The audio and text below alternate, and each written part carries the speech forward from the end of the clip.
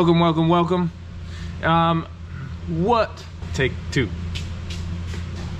Welcome, welcome, welcome. I'm Trey Herrera. Welcome back to the channel. We're here in the shop. What are we doing today? We are working on this 5.3. It's a Gen 3 LS engine. And let me give you the rundown of why we're about to be working on this 5.3. And this 5.3 is actually gonna go in this 240. The 240, unfortunately, the engine that we have in here, dropping oil pressure once it got warmed up. Not just dropping like normal oil pressure, getting in the low teens, 10s, sometimes 8 PSI range. We're gonna swap it out with a good running Gen 3 block, and I'm gonna clean it up and swap everything over today. So yes, this thing, while we were driving, we were working on the tune and everything, but while we were driving, cold oil pressure was somewhere usually 30, 35, and then once it got warmed up, it would literally drop all the way down, 10, 9, 8, 7, and before hurting this engine any more than it's probably already hurt,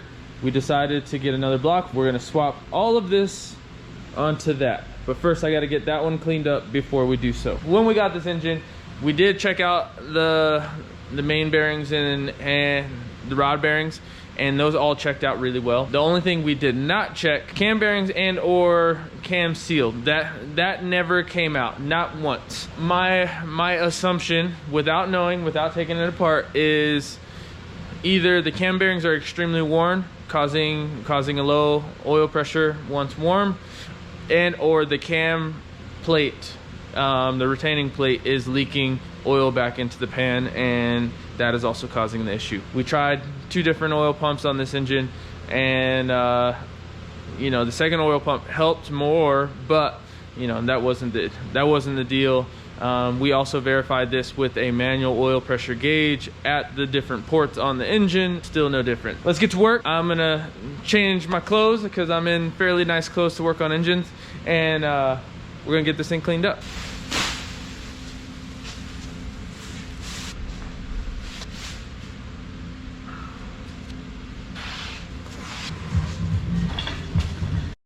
So I know some of you guys followed Sloppy Mechanics pages. I follow them too because I think actually a lot of the information is very, very good. But there's also some information that I probably wouldn't have done myself. That being said, the Sloppy Mechanics rule of thumb is never look at the cam bearings. But honestly, if we looked at the cam bearings on this guy, we would have spotted the issue before assembling everything. So yeah, I don't know about that one, but it is what it is. I really still like the sloppy stuff. I think they have very, very valid information, great tuning tips and all that good stuff. So see, we got a nice greasy boy, but this one at warm idle had 40 PSI, which would be perfect candidate for the drift car to get beat on, later getting boosted, and yeah. So we're gonna clean this all up, slowly swap all the parts from there to there, and then we'll swap this guy back into it.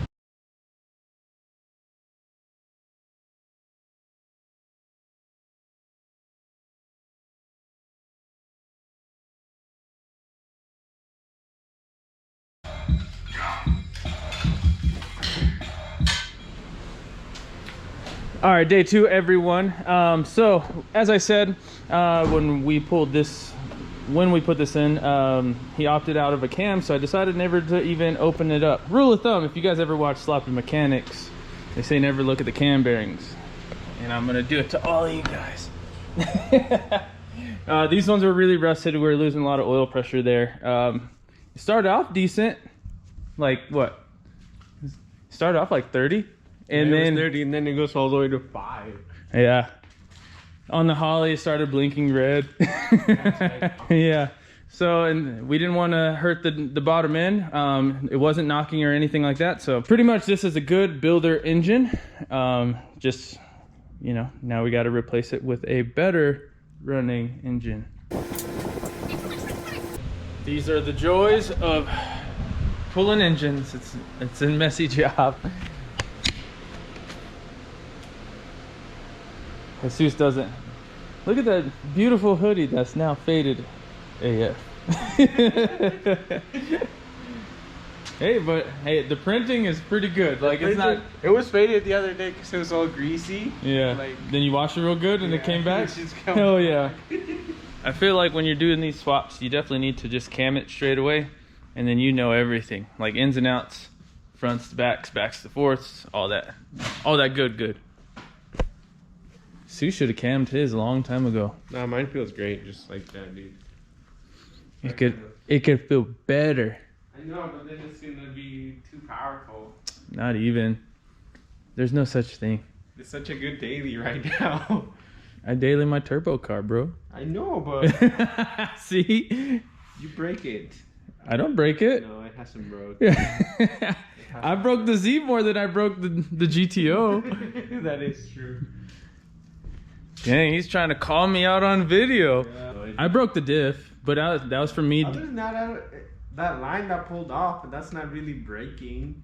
Yeah, it never really broke. No. It's saying you have to same engine, same head, same cam for 5 years, and it just been more and more boost. Mine is just so nice. It feels like it's a slow vehicle now, but still nice. Yeah, because his insurance be monitoring his phone. Yeah, they got me. Got 5 tickets and 6 months of insurance. Well, as soon as you went LS, you're like, oh, the popos are on this man. Yeah. He's like, not the T's. All right, so what's the deal now, Seuss? What happened? We purchased the wrong fag bearing. That's what it was called. Oh man. So it was what are they? The pilot bearing. I don't think we purchased the wrong one. That's the one that was listed. Yeah. And it said it was the same for T56, and yet it still didn't work, so we're at a standstill. So with that being said, we're gonna go ride some BMX, and then we'll end up putting a new pilot bearing in tomorrow. So this at a standstill right now. We're pretty much 100% assembled.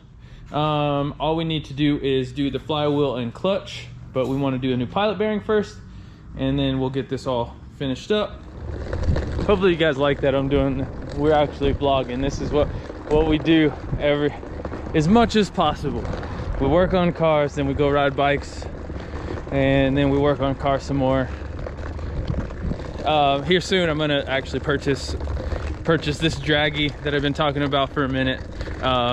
So one, we could run the Z, we could race the beam, and we have a good time. Dang, my belt is loose again.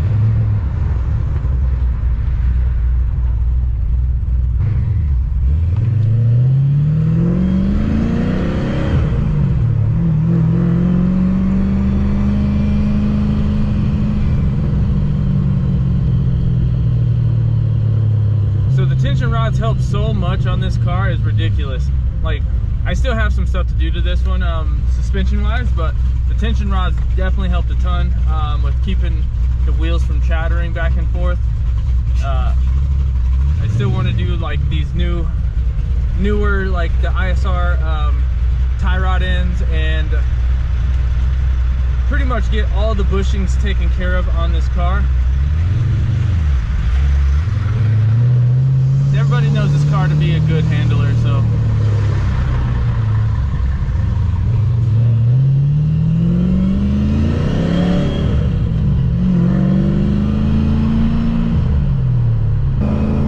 try to get back to vlogging how I used to vlog. I used to, kind of film a lot more during the day, not just car stuff. Like the car stuff's awesome, but like a little bit of everything. So we're just gonna give it a go and see how it goes, and see how you guys like the content. Obviously, we're gonna do a bunch of other cool stuff once we get parts in for the cars, and some more racing stuff, drifting stuff, that kind of thing. But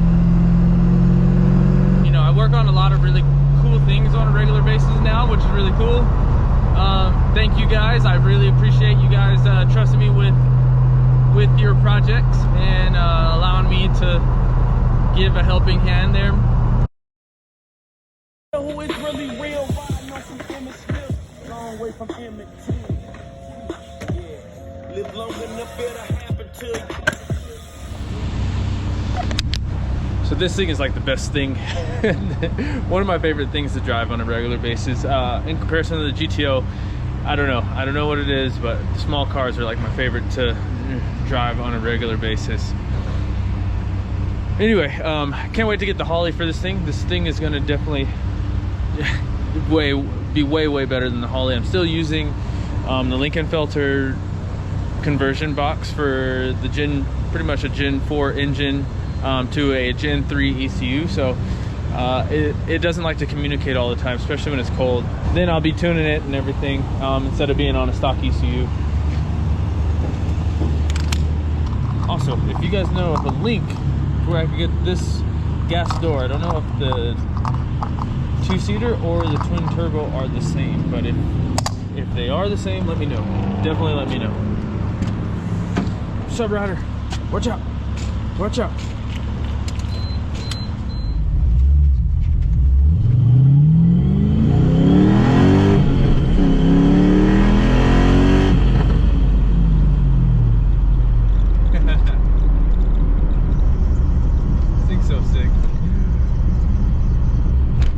Obviously the GTO is way faster, but this thing is just so much fun. You can't be mad about it. It's you know, I'm sure at sea level, you know, it's a 12-second car, which is respectable in its own right. So I'm psyched on it. I'm psyched on it for sure. Just trying to get it to everything I dreamed of, you know.